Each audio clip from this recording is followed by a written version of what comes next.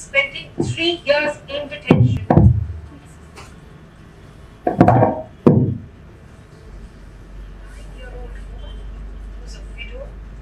Is the mother of a special child who is deaf and mute and has no means. Just look at her, that's Madhubala Hooda, who had no means to fight for justice, no means to appeal in this matter as well. Finally, after spending 3 years, no fault of hers, in detention, she has been released when the police realized that the actual woman they were looking for her actual wife.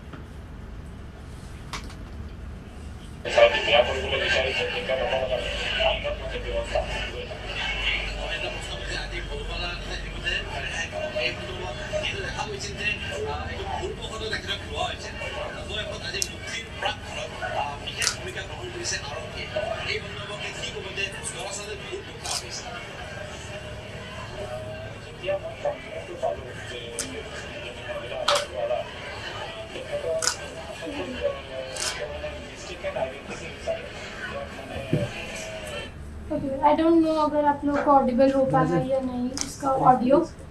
सो इसमें एक women है, हाँ आप connect कर दो।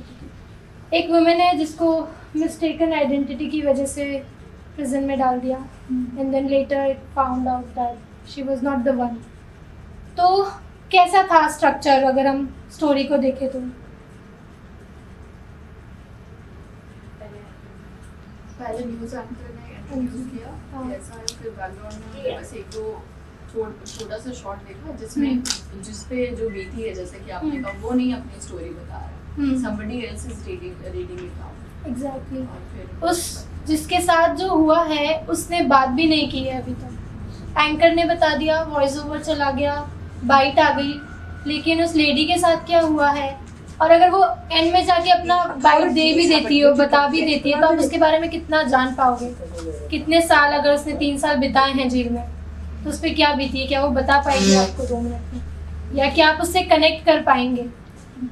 सो इसी चीज़ को tackle करने के लिए, इसी को एक चैलेंज देते हुए हम न्यू जर्नलिज्म पे आते हैं, जहाँ पर कैरेक्टर्स अपनी स्टोरी बताते हैं, जहाँ पर आपका इस तरह से इनपुट नहीं होता है कि आप वॉइस ओवर दे रहे हैं, आप उनकी स्टोरी बता रहे हैं, वो अपनी स्टोरी खुद बताते हैं। उसे हम नैरेटिव जर्नलिज्म या फिर न्यू स्कूल जर्नलिज्म या न्यू जर्नलिज्म बोलते हैं। सो लेट्स सी अगर अच्छा ये कनेक्ट हो गया, ठीक है। सो नैरेटिव जर्नलिज्म में हम इंसिडेंट पे फोकस नहीं करते हैं मेनली, उस इंसिडेंट से किसी लोगों पर या उस कैरेक्टर पे क्या असर पड़ा है हम उस पे ध्यान देते हैं। तो वो सिर्फ एक घटना तक सीमित नहीं रहता है। यूजुअली जो आप न्यूज़ देखोगे वो घटना को बता देंगे, वो वहीं तक सीमित रहती है। नैरेटिव जर्नलिज्म में या न्यू जर्नलिज्म में ये नहीं होता है। आप कैरेक्टर से कनेक्ट करवाते हैं लोगों को ताकि लोग उनके साथ एम्पैथाइज करें, राइट? और वो आपको सिर्फ इंसिडेंट के बारे में नहीं बताता, वो आपको उस कैरेक्टर के बारे में बताता है। सो इधर एक एग्जांपल है, आई थिंक ओके। सो जब मैं ये वीडियो है एक बिल गेट्स वाला, जब मैं काम कर रही थी तो हम लोग गांव में गए थे।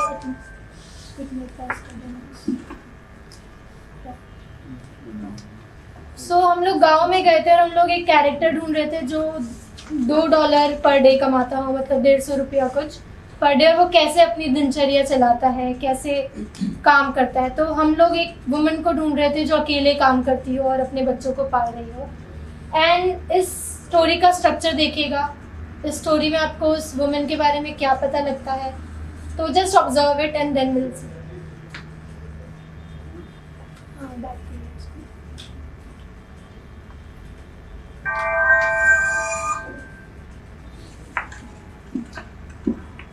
मन छोकरा काम करवा दो, बाटा तो बनता गाड़ी तो बड़ा बड़ा बाटा न तो कहीं नहीं बोल पसीने हो गए, फिर आवे चक्कर आवे, कमाई दे कहीं नहीं। नाम दे दिए 32 साल मजूरी काम करो, बहनी थकी बैठ गए, उठी कचरा काट बांधो, सब बांधे बांधो,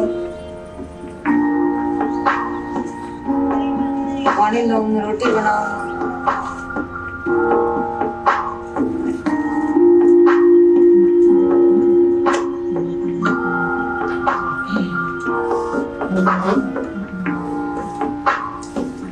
काम करूँ कई काम बड़ा गाड़ी में बन जाऊँ जब कुछ दादा राव ने ना कई काम करा आँखों ना करे पूरे ना काम करे बाटा ना काम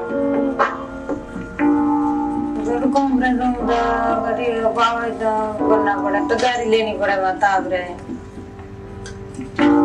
ये तो अपनी पड़े और कम देखा ही नहीं गए वो कम देखा बात वो मारना मुझे बुक कम कर दो 200 रुपया दे 50 रुपया देना किराया 150 रुपया रे दूसरा कोई काम करा दूसरा कोई काम ना करा बारा मत सारा बात है ये करो काम सारा ने बात छोटा मेरा के उम्र तो बताना पड़ता है थोड़ा बड़ा है ये जरूरी पैसा में थोड़ा बना तो कुल कन्या कपड़ा है जरा मार्चन का जरा स्कूल के जाने का पिलर में पढ़ना है कि सब कर सके काम घर बनाना है लाभ हो गया तो कि वे लोग करे काम लोग रहे नहीं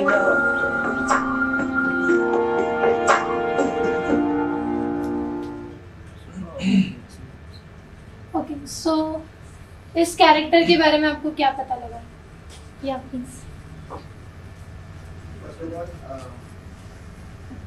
मैंने कुछ चीजें छोटी बहुत नोटिस की फर्स्ट ऑफ ऑल कि उसने अपना ये लाइफ में इतनी सब चीजें सफर कर रही है सबसे पहले अपना थोड़ा इंट्रोडक्शन दिया एंड देन फिर अपना फुल इंट्रोडक्शन दिया फुल इंट्रोडक्शन में मेरा नाम ये है एंड देन अपना स्ट्रगल बताया आगे स्टोरी के बाद और फुल स्टोरी बताई कि वो कैसा मैनेज करती है और क्या क्या फेस करनी पड़ती है। Thank you. That was an excellent answer. So this is what it was in the video. कि वो अपने लाइफ के बारे में बता रही। क्या आपको कोई नरेशन दिखा या क्या आप इस कैरेक्टर को ज़्यादा जान पाए या पीछे जो कैरेक्टर थी?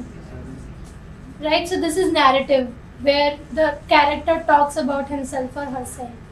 जहाँ पे आपका कोई थर्ड पार्टी नहीं होता है डिस्टर्ब करने के लिए। जहाँ पे ज़रूरत है वहाँ पे हम डॉक्यूमेंट्रीज में डालते हैं, लेकिन यूजुअली जब कैरेक्टर अपने बारे में खुद बताता है तो आप ज़्यादा कनेक्ट कर पाते हैं उससे, राइट। सो क्योंकि उन्होंने जैसे सही बताया कि पहले उन्होंने अपना इंट्रोडक्शन दिया, फिर उन्होंने अपनी सफरिंग के बारे में बताया। सो जो स्ट्रक्चरिंग होती है एक वीडियो की या फिर नैरेटिव स्टोरी टेलिंग में, वो उसके लिए आपको इंटरव्यू को ठीक बनाना होता है, क्योंकि मेनली आपके इंटरव्यू है, आपके इंटरव्यू ही आपका पूरा नरेशन बताता है। सो आपको इंटरव्यू ऐसे करना है उस कैरेक्टर को कि आपके पास सारी इन्फॉर्मेशन हो, एक स्टोरी लाइन पूरी बन रही हो, कैरेक्टर के साथ साथ उसका आर्क नज़र आ रहा हो। एक होती है एक्सटर्नल कैम, मैं उसके बारे में बाद में आऊँगी। तो आपको मेन जो नैरेटिव स्टोरी टेलिंग में वो होता है कि आपको इंटरव्यू आपका परफेक्ट बनाना होता है और उसके लिए क्वेश्चंस होते हैं। So let's see how to interview a person. So पहले तो ये था कि क्योंकि मतलब ये गांव की हैं, ज़्यादा बोलती नहीं है, और जो टीम थी हम लोग शहर से गए थे, और जिन्होंने मैंने वीडियो बनाया नहीं है, वो फॉरेन से टीम आई थी, उन्होंने किया। सो वो कंफर्टेबल नहीं थी। तो आपको ये ध्यान रखना है कि जो भी आपका कैरेक्टर हो, भले ही वो किसी और बैकग्राउंड से हो, आप उसको कंफर्टेबल करवाएं सबसे पहले। What we do usually is we take a pre interview, मतलब हम पहले जाते हैं, उस कैरेक्टर से मिलते हैं। अगर वो सिटी से ही है तो कैफ़े में मिले या बाहर मिलिए, एक बार बैठ के बात कीजिए। क्वेश्चंस जो आप पूछने वाले हैं मेन इंटरव्यू में, वो क्वेश्चंस पूछिए, तो आपको पता लग जाएगा कि आपको आपका स्ट्रक्चर कैसे बनाना है स्टोरी का। तो make sure that the character is comfortable, आपके साथ ऐसी बॉन्डिंग हो कि वो खुल के आपसे अपनी बातें शेयर करता है। Second thing is gradually move towards deeper questions. इसके पहले आपके जो क्वेश्चंस हो वो प्लीज़ आप ऐसे ना पूछे जिसका जवाब यस और नो में हो। नेवर। आपका नाम क्या है, तो उनसे एक तो ये बोलिए कि आपका क्वेश्चंस क्योंकि आपके वीडियो में नहीं जाएंगे, राइट। अगर मैं आपसे पूछूं कि आपका नाम क्या है और सपोज आपने मुझसे पूछा, मैंने बता दिया Harshita Rathore, it's an incomplete sentence.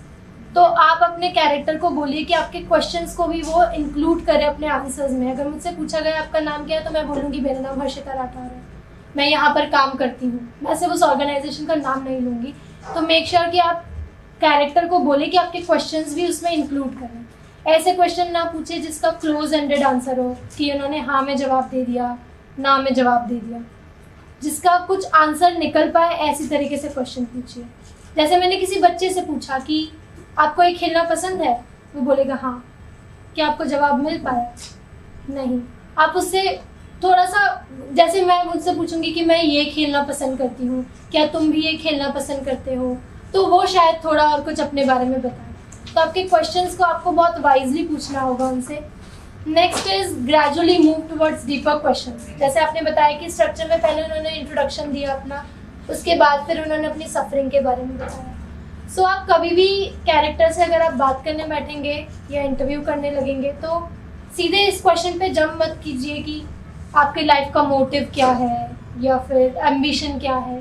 पहले आप उनके बारे में जानिए। आप अपना नाम बताइए, आप अपने आप को इंट्रोड्यूस कीजिए, आपकी दिनचर्या कैसी है, आपको क्या करना पसंद है, जिस भी सब्जेक्ट पे आपकी स्टोरी है। जैसे ये स्टोरी थी कि आप $2 में कैसे अपना दिन चलाती हैं, तो पहले हमने उनसे ये क्वेश्चन पूछा कि आप अपने बारे में बताइए। इसके बाद आपको कितने पैसे मिलते हैं, आपका दिनचर्या क्या होती है, आप सुबह उठ के क्या करती हैं। फिर एंड में जाके हमने उनसे पूछा कि आप जब काम करती हैं तो आप क्या सोचती हैं, और वो अटक गई वहीं पर, वो उसका जवाब नहीं दे पाई। तो हमें लगा कि शायद कुछ है जो वो अभी बताना नहीं चाह रही हैं। उस क्वेश्चन को वहाँ पे छोड़े ना, हो सकता है कि वो उस वक्त कंफर्टेबल ना हो आपको बताने में। उस क्वेश्चन को छोड़ के आप उस वहाँ पर रखकर आप नेक्स्ट क्वेश्चन पे जंप कीजिए, कुछ और पूछिए, घूम कर वापस किसी तरीके से उसी क्वेश्चन पे आए। तो जब हमने उनसे वापस बाद में पूछा कि आप क्या सोचती है अपने बच्चों के बारे में, क्या आपके दिमाग में कुछ चलता है जब आप काम करती हैं, और उन्होंने कहा कि हमने पूछा कि आप काम करते वक्त क्या सोचती थी, उन्होंने कहा कि मैं अपने बच्चों के बारे में सोचती हूँ कि मैं नहीं पढ़ी, वो पढ़ लें, उनका फ्यूचर, क्योंकि अगर वो नहीं रही, उनका पति उनको छोड़ चुका है, वो किसी और के साथ रहता है, तो अगर वो नहीं रही तो उनके बच्चे अनाथ हो जाएंगे। तो वो ये सोचती है। और ये जो छोटी छोटी चीज़ें हैं जो आपकी पर्सनल लाइफ के बारे में बताती है, वो बहुत ज़्यादा इम्पैक्टफुल होती है। वही आपकी स्टोरी में इमोशंस लाती है और वही आपको कनेक्ट करवाती है ऑडियंस से। तो आप जब इंटरव्यू ले रहे तब इन सब चीज़ों का ध्यान रखें। और आई थिंक यह मोस्टली हमने कवर कर लिया इसके अंदर। कुछ भी क्वेश्चंस हैं आपके जो आपको पूछना है, एनी डाउट्स और एनीथिंग दैट यू हैव? नहीं, let's move on. Okay, structuring the story. अगर मुझे इंटरव्यू का कुछ रह गया हो, मैं बाद में इस पर आ जाऊंगी, अगर मैं बाद में आ जाता हूँ तो। Structuring the story. सो आपने इंटरव्यू ले लिया, लेकिन आपका इंटरव्यू भी आपके स्ट्रक्चर के हिसाब से ही होता है। तो आप स्ट्रक्चर कैसे, एक जो बेसिक स्ट्रक्चर होता है वो, उसमें कैरेक्टर हुआ, कैरेक्टर के कुछ डिज़ायर है कि उसे कुछ अचीव करना है, राइट। उसके बाद आती है कॉन्फ्लिक्ट, कि अगर वो उसे कुछ अचीव करना है तो उसमें क्या दिक्कतें आ रही हैं, क्या प्रॉब्लम्स हैं जो उसे रोक रही है वो गोल अचीव करने में। Then come response to the conflict, कि वो कैरेक्टर उस कॉन्फ्लिक्ट के प्रति कैसे रिस्पॉन्ड कर रहा है। एक होती है एक्सटर्नल कंडीशन और एक होती है इंटरनल। एक्सटर्नल मतलब कि जैसे अगर मुझे सपोज मुझे यहाँ से कहीं पर जाना है, मुझे यहाँ से रेलवे स्टेशन जाना है, मेरा वो डिज़ायर है, मेरा वो गोल है, राइट। मेरे बीच में कॉन्फ्लिक्ट है कि मुझे कुछ ऑटो नहीं मिल रहा है या कुछ ट्रांसपोर्ट नहीं मिल रहा है, राइट। वो कॉन्फ्लिक्ट हो गया। Response to the conflict is, I mean there are two types. First is external, कि मुझे गुस्सा आ रही है कि क्यों यहाँ पर मिल नहीं रहा है, मतलब मैं आउटर कंडीशंस को ब्लेम कर रही हूँ कि क्या यहाँ पे ऑटो नहीं है, ये नहीं है। Second is my internal response, कि मुझे गुस्सा आ रहा है, मेरी फीलिंग्स क्या है उस कॉन्फ्लिक्ट के प्रति। तो दो तरह का होता है, इंटरनल और external. Next is turning point, कि अगर मुझे लग गया है कि ठीक है नहीं मिलना है, छोड़ देती हूँ। How am I gonna change myself, let's take a metro, right. That's my turning point, कि ठीक है अगर ये काम नहीं कर रहा है, मैं लेती हूँ, मतलब आई विल मेक श्योर कि मैं पहुंचूँ वहाँ पर. So that is turning point.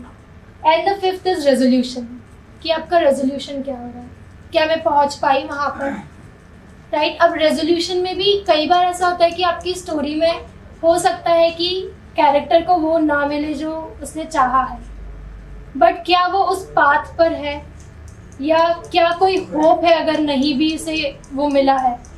So these are 5 things that you have to keep in mind while structuring a story. आप इंटरव्यू भी ऐसे ही बनाते हैं, इंटरव्यू के जो क्वेश्चन है आप वैसे ही बनाते हैं. एक स्टोरी हम देखेंगे जो हम लोगों ने मेंटल हेल्थ पे की थी. So she is a journalism student, और हम वो देख लें, उसके बाद हम स्ट्रक्चर के बारे में बात करेंगे. ये 5 पॉइंट्स उसके अंदर हैं. लेट्स सी आप उसको देख पाते हैं या नहीं, समझ पाते नहीं. ठीक है.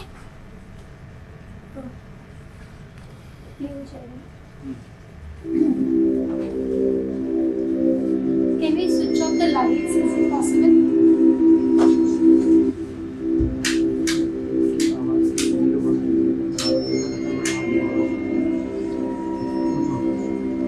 I've started feeling that I'm outside my body. I can't breathe.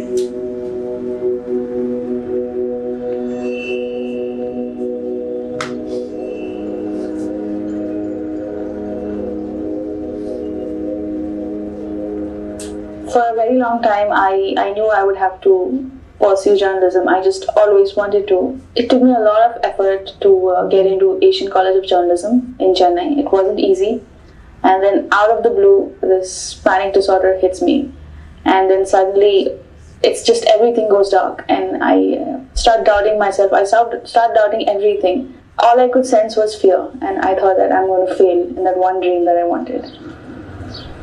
I was 23 when I joined the college. Until then, I was living in a very protective environment. And I'd never stepped out of Calcutta before that. So the very journey from Calcutta to Chennai was like, I felt like, like, oh my God, I have freedom. So I remember when I walked through the college gates, my dad was crying, my mom was crying, and I was just smiling ear to ear. I was like, oh, I'm finally going to have so much freedom. I'm going to live in a hostel. It was a night in October 2014. I was sitting on the lawn in front of the ACJ hostel with a group of friends, and suddenly I till date cannot exactly explain what triggered it. I was just talking to someone, and suddenly my vision started to shift. I started feeling that I'm outside my body, and that's when the heart started to race. And I just started to feel this shortness of breath. I just thought it's something passing, it'll go away. But it just started to get more and more intense. I was about to stand up and I told my friends, you know what, I'll go to my room because I'm not feeling well. And that's when it hit me. And just the whole world started spinning. I couldn't breathe anymore and my entire body was shaking. Feeling was, I'm probably having a heart attack. And I'm going to die. And I just kept my eyes shut because keeping it open meant the light and the colors were making it more difficult for me. It was making me more disoriented. As days went by, I started noticing that it's starting to interfere with my life. I would sit in my class, everybody was taking notes, and my hands would not be able to write. I couldn't be in a social gathering because the more I was with people, around people in a canteen or something, it just amplified. I decided I had to see a doctor. I went to this hospital next to my college and I went to a general physician. He sent me to the cardiologist. He saw my ECG and he's like, who told you there's something wrong? You have a healthy heart. Maybe you should go to the pulmonologist. And she looked at me and said that, no, there's nothing wrong with you. You can go home. So I come home. And that's when the train of doctors start. I go to another cardiologist and everything comes out clean. Then I go to the pulmonologist. Then I come back and still in this constant mode of panic. So one of my roommates who was in the next room, she came in and she sat next to me. She said, just lie down, I'll be here through the night. And she sat with me till 4 in the morning. And she told me, did you try seeing a psychologist? And it was like, why would I see a psychologist? There's nothing wrong with my brain and with my mind. It's just my body. There's something wrong with my body. So I went in and I told him what problems I was having, and then he started asking me questions like, when does this breathing problem exaggerate? When you're in, does it happen when you're in a crowd? I said, yeah. It's matching whatever questions he's posing. It's matching with my symptoms. So he said, have you ever heard of anxiety disorder or panic attacks? I'm like, I did read the word panic attacks in Paulo Coelho's book, but I never thought that you don't relate to it, right? And then he gave me a prescription. I was 2 months away from my placements, the ultimate battle that I had worked so hard for. I started taking the pills, and after like a couple of days, I actually started feeling more relaxed, more in control of myself. My grades started going up again. I saw that I could again, go and talk in social gatherings. I could mingle with people. I could laugh. After a long time, I would laugh, and I could sleep.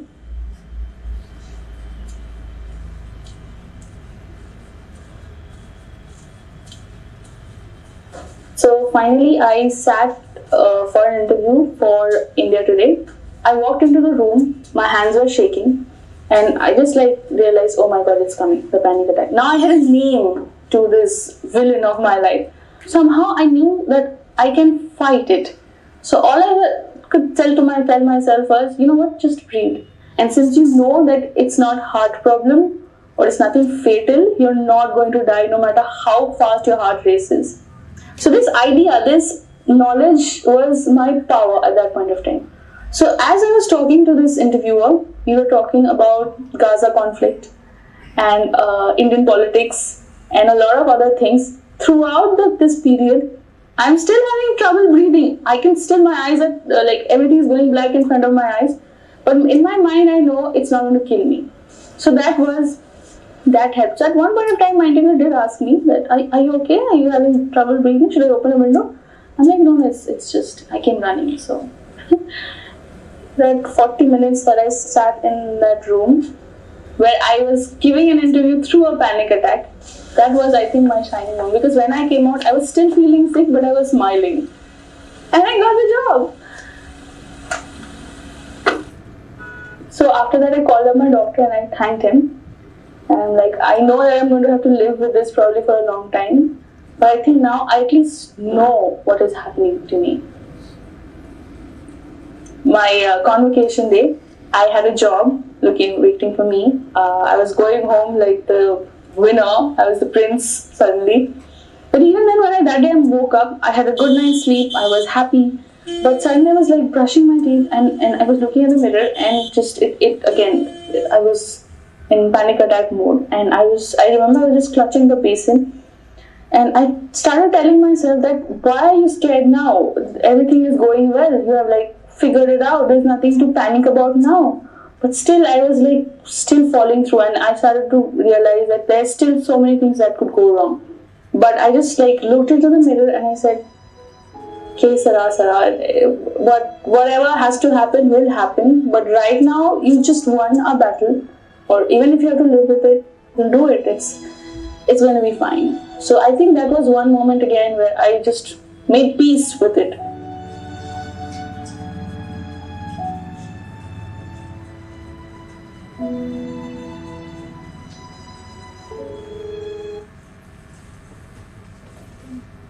Yeah. So, can you switch on the lights, please?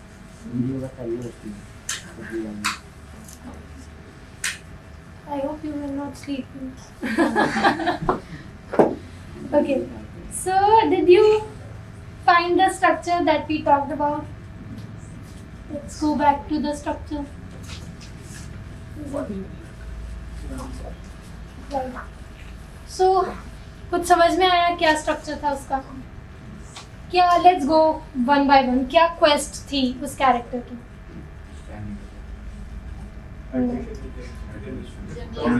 Yeah, she wanted to be a journalist, right?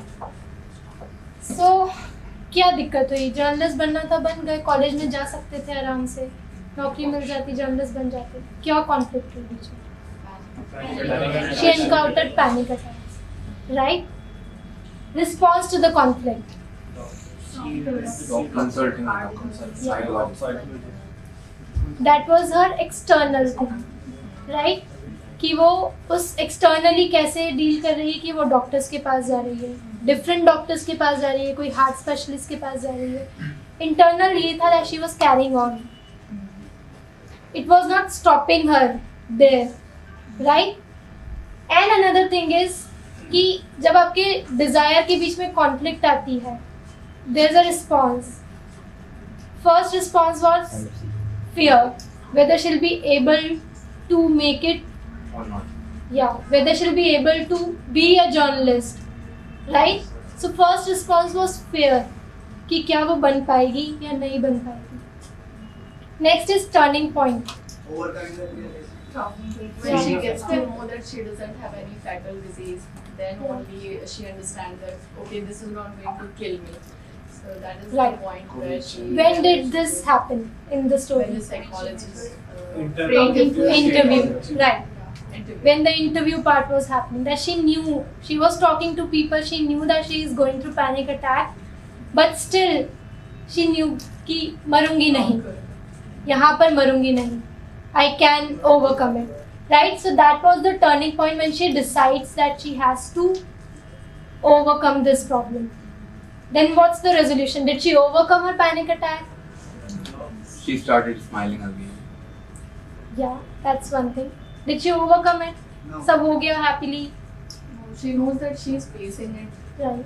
right now also, but she Now she knows. Now she knows कि उसके साथ उसे इसके साथ जीना है, लेकिन वो रह सकती है. She can find a solution. Yeah. So this is the resolution. उसे मिला, वो overcome नहीं कर पाई है panic attack को. She may go through again, लेकिन उसे पता है कि उसे इसके साथ deal करना है and she can live with it, right? So these were the 5 points. Now in this structure, questions में कैसे फर्क होता है? क्योंकि वो जर्नलिस्ट बनी या नहीं बनी, क्या वो आपको पता चल गया था पहले? नहीं पता चला था, राइट? एंड में पता चला था, क्योंकि इसका स्ट्रक्चर ऐसे बनाया गया था. जब हम क्वेश्चंस पूछ रहे थे तब हमने ये उसे पहले ही बोल दिया था कि आपको आपके पास्ट में जाना है. आप जब कॉलेज में थी आपको तब जाना है, आपको उस बारे में बात करनी है. ये नहीं बताना है कि मैं कॉलेज में थी, ये होने लगा, अब मैं जर्नलिस्ट बन गई. So you have to hide those things अगर आपको रेजोल्यूशन बताना है. अलग अलग स्ट्रक्चर होते हैं स्टोरी को बताने के. हमने डिसाइड किया कि हम एंड तक रिवील नहीं करेंगे कि वो जर्नलिस्ट बन पाएंगे या नहीं बन पाएंगे, राइट? तो आपको आपके क्वेश्चंस भी वैसे ही फ्रेम करने हैं. हमने प्री इंटरव्यू लिया था पहले, उस हिसाब से हमने क्वेश्चंस बनाए and then we took her final interview. अब इसके अंदर भी ये इश्यूज होते हैं कि कई बार ऐसा होता है कि जब आप इंटरव्यूई को इंटरव्यू कर रहे हो, एक बार आप उससे क्वेश्चन पूछ चुके हो, नेक्स्ट टाइम जब आप जाओगे तो शायद वो इतना आपको उसे पता होगा कि मैंने बता चुका हूँ तो इन्हें पता है, तो वो शायद उतना खुल के वापस से वो सब चीज़ें ना बताए, राइट? तो आप ये कर सकते हो कि सपोज प्री इंटरव्यू में आपने पूछा, नेक्स्ट इंटरव्यू में आप किसी और को अपने साथ ले गए और उसे बिठा दिया. क्वेश्चंस भले ही आप पूछ रहे हो, लेकिन that person is speaking to the other person, जिसे नहीं पता है कि उसके साथ क्या हुआ है, तो वो शायद फिर से आपको स्टोरी बताए. ये यूजुअली हम लोग करते हैं क्योंकि एक बार आपने अगर पूछ लिया ना, दोबारा नहीं बताते हैं. या तो फिर हमें ये ट्रिक अपनानी पड़ती है कि हम उनसे पूछते हैं कि आपने कल उस बारे में बताया था, आप उस बारे में बता सकते हैं, तो भी वो शायद इतना खुल के आपको ना बताए, राइट? क्योंकि उन्हें लगता है कि मैं बता चुकी हूँ तो क्यों बताना. सो इसलिए अगर आप फिर से वही इम्पैक्ट लाना चाहते हैं स्टोरी में, तो आप नेक्स्ट पर्सन को ले जाइए जिससे बात नहीं की हो, तो उनके पास कोई नया इंसान रहेगा बताने के लिए. इसमें कोई डाउट है आप लोगों को? नहीं? नाउ मैं जो इंटरनल एक्सटर्नल की, हाँ यस सर, सॉरी व्हाट? नहीं, प्री इंटरव्यू को हम लोग शूट नहीं करते. प्री इंटरव्यू में हमसे बात करते हैं उनसे कि उनकी लाइफ के बारे में क्या है, उसके बाद हम स्ट्रक्चर बनाते हैं, उसके बाद हम अपने क्वेश्चंस बनाते हैं and then we take the final interview जिसे हम शूट करते हैं, राइट? एक और चीज़ मैं बताने रही थी, इंटरनल और एक्सटर्नल. तो एक्सटर्नल तो ये हो गया उसकी पूरी जर्नी. एक होता है internal which is narrative arc हम जिसे बोलते हैं. तो जो सिचुएशन बदलती है आपकी एक्सटर्नल, उसके साथ साथ आप इंटरनली कैसे चेंज हो रहे हो, वो भी आप बताते हो नैरेटिव स्टोरी टेलिंग में, राइट? तो पहले उसका कुछ अलग टेक था, पहले she had fear, right? Then she encountered this, उसके बाद वो डॉक्टर के पास गई, देन टर्निंग पॉइंट आया कि नहीं, she can live with it, so she overcome her fear, right? So ये एक नैरेटिव आर्क होता है, हर कैरेक्टर में हर कॉन्फ्लिक्ट के बाद या हर स्टोरी में एक चेंज आता है, तो वो इंटरनल चेंज क्या है वो आपको फिगर आउट करना है। आप सिर्फ उस चीज़ पे मत छोड़िए कि उसकी एक्सटर्नल कंडीशंस ठीक हो गई है। कई बार होता है कि उसे लगता है कि ठीक है, मैं बहुत पॉजिटिव चेंजेस आते हैं हर बार, तो उस बारे में ज़रूर जानिए कि आपको क्या वो ड्राइविंग फोर्स है जो आपको आगे चलाए रख रहा है, या क्या होप है आपके लाइफ में, आपके मन में। तो आप नैरेटिव आपको भी बताइए, right? I think this slide is over. So ये सब आपको समझ में आ गया कि स्ट्रक्चरिंग कैसे करनी है, इंटरव्यू कैसे करना है। कोई डाउट है, कोई क्वेश्चंस है, anything that you want to ask? अगर उसने प्री-इंटरव्यू में कोई बात बताई, हाँ जी, इंटरव्यू ने, हाँ, और सेकंड में उसने अपना नरेशन चेंज कर दिया, तो उसको कैसे फिल्टर आउट करें? नरेशन चेंज कर दिया, मतलब उसने अपनी बात आ रही थी, उसको कॉन्ट्रडिक्ट कर रही है दूसरी वाली बात। अच्छा, तो वो किस केस में होगा? हो सकता है वो भूल गया हो इंटरव्यू में, या हो सकता है कि वो जानबूझ के कर रहा हो, या फिर किसी के प्रेशर में कर रहा हो, कई वजह। हाँ, ये यूजुअली जो कॉन्फ्लिक्ट्स होती है उसके अंदर होता है। तो अगर वो इंटरव्यू, मतलब आपने पहले पूछा है, जैसे पहला तरीका मैंने बताया कि अगर वो भूल गया हो या सिर्फ ध्यान नहीं हो कि वो हम किस इंटेंशन के साथ उससे वो क्वेश्चन पूछ रहे हैं, तो आप उनसे बोल सकते हैं कि आपने उस बारे में बताया था, क्या आप फिर से उस बारे में बता सकते हैं एक बार, क्या आप उसे रिकॉल कर सकते हैं। अगर आपको लगता है कि उसने अपना पूरा स्टैंड चेंज कर लिया है, then let it be, don't force the interview. मतलब कोई मतलब नहीं है आप ज़बरदस्ती बुलवाने का। अगर आपको ऐसा भी लग रहा है, अगर आप कॉन्फ्लिक्ट रिपोर्टिंग या फिर ऐसे कुछ न्यूज़ बेस्ड रिपोर्टिंग कर रहे हो और जहाँ पे आपको लगता है कि जिसका आप इंटरव्यू ले रहे हो वो उसकी लाइफ के लिए हो सकता है खतरनाक, तो मत कीजिए। आपकी स्टोरी इम्पोर्टेंट नहीं है उसकी लाइफ से, राइट? या फिर उसकी आइडेंटिटी हाइड कर दीजिए, या फिर अगर वो ऑन द रिकॉर्ड वो चीज़ें नहीं बोलना चाह रहा है तो मत कीजिए। कई बार लोग करते हैं कि ऑफ द रिकॉर्ड वो प्ले कर लेते हैं। जैसे मैंने बहुत बड़ी गलती की थी। मैं मुजफ्फरनगर जब दंगे हुए थे CAA NRC का, तो हम लोग कवर करने गए और वो हमसे बात ही कर रहे थे और मैंने अपने फ़ोन में रिकॉर्डर ऑन कर दिया, ऑडियो रिकॉर्डर। उन्होंने देख लिया और उन्होंने बंद कर दिया बात करना, और मुझे बहुत बुरा लगा, मुझे डांट भी पड़ी कि मैंने क्यों बिना परमिशन के रिकॉर्डर ऑन कर दिया, वीडियो या फिर ऑडियो, कुछ भी। तो जब वो नहीं जाना चाहते आप उसको ऑन मत कीजिए, राइट? आपकी स्टोरी किसी की लाइफ से ज़्यादा बढ़कर नहीं है और एथिकली भी वो सही नहीं है। और अगर वो स्टैंड अपना चेंज कर देते हैं, देन लेट इट बी। आप उनको फोर्स नहीं कर सकते वापस से वही चीज़ें बोलने के लिए, अगर वो बोलना ही नहीं चाह रहे हैं तो। अगर वो भूल जा रहे हैं तो आप उन्हें रिकॉल करवा दीजिए, लेकिन अगर वो किसी प्रेशर में आके नहीं बोलना चाह रहे हैं, then you can't do anything. Sting operation भी होते हैं वो सारे। हाँ, स्टिंग ऑपरेशन पे भी बहुत बड़ा वो क्वेश्चन है कि इज इट एथिकल और not, right? So that's another debate. But news reporting में अगर हम एथिकली हम कुछ अच्छे इंटेंशन के साथ कर रहे हैं तो हम बुरा क्यों करें? That's the thing. अगर आपको लगता है कि कुछ स्टोरी, आइडेंटिटी हाइड कर दीजिए, सिर्फ ऑडियो चला दीजिए, फेस मत दिखाइए, नाम मत दिखाइए, राइट? ठीक है। Anything else? Did I answer your question? ठीक है। किसी और के कोई क्वेश्चन है, डाउट्स है? I should be move on. Okay, so shoot आप लोग फ़ोन से शूट करते हैं, फ़ोन से शूट कैमरा से शूट करते हैं? दोनों। मेजरली फ़ोन अभी, क्योंकि फ़ोन ही चल रहा है, राइट? ठीक है। सो हम लोग देखेंगे कि कैसे एक स्टोरी को हम शूट कर सकते हैं। अभी हमने स्ट्रक्चर की बात की है, क्वेश्चंस की बात की है, जो कंटेंट है उसकी बात की है। अब हम देखते हैं कि हम विजुअली उस स्टोरी को कैसे इम्पैक्टफुल बना सकते हैं।